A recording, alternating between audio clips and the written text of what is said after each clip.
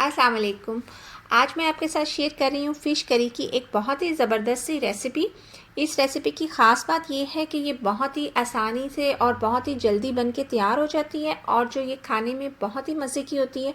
अगर आप इस रेसिपी को फॉलो करते हुए अपनी फ़िश को बनाएंगे तो यकीनन आपको ये रेसिपी बहुत पसंद आएगी।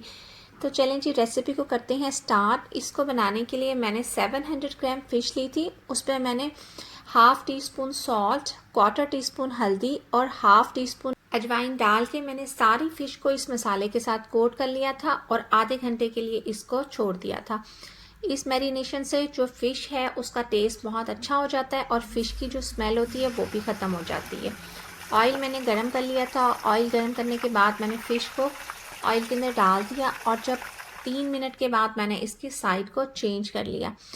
आपने भी ऐसे ही करना है। इस आपने जो है वो फ्लेम इस वक्त हाई रखना है और आपने बस 3 मिनट एक तरफ से इसको आपने गोल्डन कर लेना है और 3 मिनट ही आपने इसे दूसरी तरफ से गोल्डन कर लेना है। जब इस पे अच्छा सा गोल्डन कलर आ जाए तो आपने इसी तरीके को फॉलो करते हुए अपनी सारी फ़िश को फ्राई कर लेना है। इस फ्राई करने का हमें फ़ायदा ये होता है कि जो फ़िश है उसका टेस्ट भी बहुत अच्छा हो जाता है, फ़िश में से स्मेल भी ख़त्म हो जाती है और जो फ़िश है जब आप उसे मसाले में डालते हैं तो आपकी फ़िश टूटती नहीं है, वो अपनी जो शेप है वो मेंटेन रखती है। मैंने इस रेसिपी को बनाने के लिए सचल फ़िश ली थी और कहते हैं कि सचल फ़िश के अंदर ओमेगा 3 की जो मिकदार है वो आम फ़िश की निस्बत ज़्यादा होती है। यहाँ पे मैंने पॉट में क्वार्टर कप जो है वो ऑयल डाल दिया था। मैं बहुत ही कम ऑयल में फ़िश बना रही हूँ, आप चाहें तो आप ऑयल की मिकदार ज़्यादा कर सकते हैं।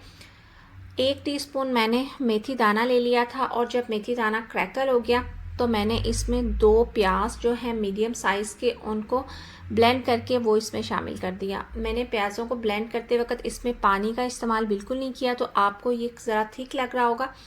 अगर आप प्याज में पानी डाल के उसे ब्लेंड करते हैं तो आपको मसाले को भूनने में काफ़ी देर लगती है। प्याज की 2 मिनट भुनाई करने के बाद मैंने इसमें ऐड कर दिया 1 टेबलस्पून अदरक का पेस्ट और 1 टेबलस्पून लहसुन का पेस्ट। आपने अदरक लहसुन का पेस्ट डाल के प्याज की इतनी देर तक भुनाई करनी है कि जो प्याज का कलर है वो पिंक से ब्राउन हो जाए। उसके बाद आपने इसमें डाल देने हैं टमाटर। मैंने 3 मीडियम साइज़ के टमाटर लेके उनको ब्लेंड कर लिया था और इस स्टेज पे टमाटरों को मसाले में ऐड कर दिया। 5 मिनट तक टमाटरों की भुनाई करने के बाद मैंने इसमें ऐड कर दिया 1 टीस्पून लाल मिर्चों का पाउडर, 1 टीस्पून कश्मीरी लाल मिर्च का पाउडर, क्वार्टर टीस्पून मैंने इसमें हल्दी ऐड की थी क्योंकि हमने मैरिनेशन के वक्त भी हल्दी ऐड की थी फ़िश में। साथ मैंने इसमें हाफ़ टी स्पून ज़ीरे का पाउडर ऐड कर दिया और 1 टीस्पून मैंने इसमें खुशक धनिया का पाउडर ऐड करके मज़ीद इसकी भुनाई की।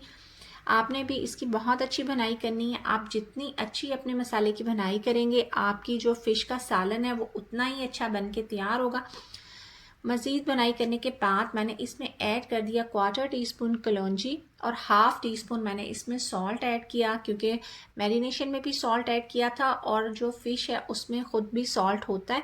साथ में मैंने 1 टीस्पून कसूरी मेथी ऐड करके इसकी 2 मिनट मज़ीद भुनाई की।